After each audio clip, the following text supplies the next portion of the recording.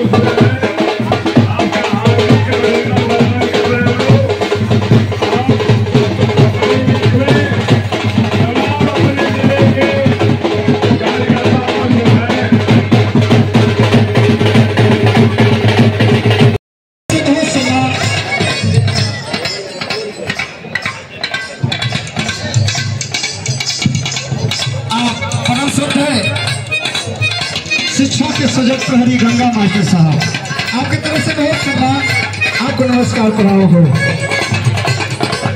वीरेंद्र बहादुर भैया की तरफ से बहुत बहुत सम्मान, आपको नमस्कार प्राप्त करता हूँ। बहुत ज्यादा आप बोले के हैं।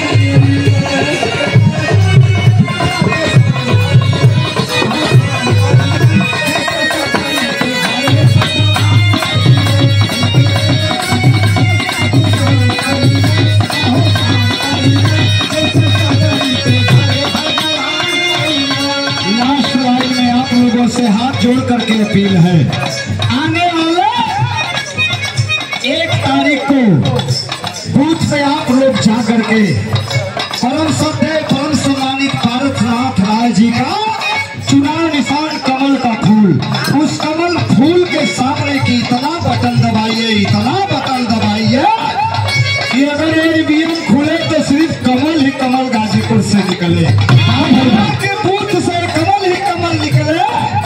यही अपील आप लोग से कहना लास्ट लाइन में।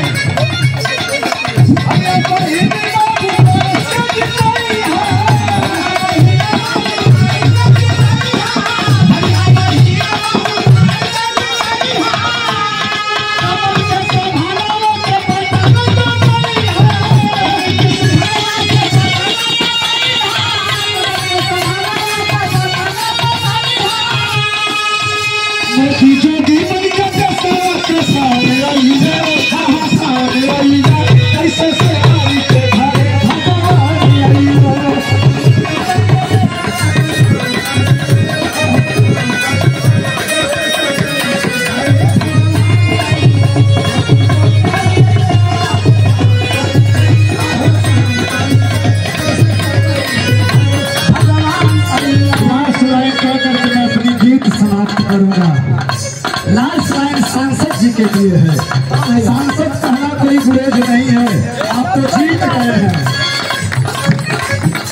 ये देख लीजिए जनता का समूह, आप बहुमत नहीं भारी बहुमत से जीत गए, आप दिल्ली चले गए हैं।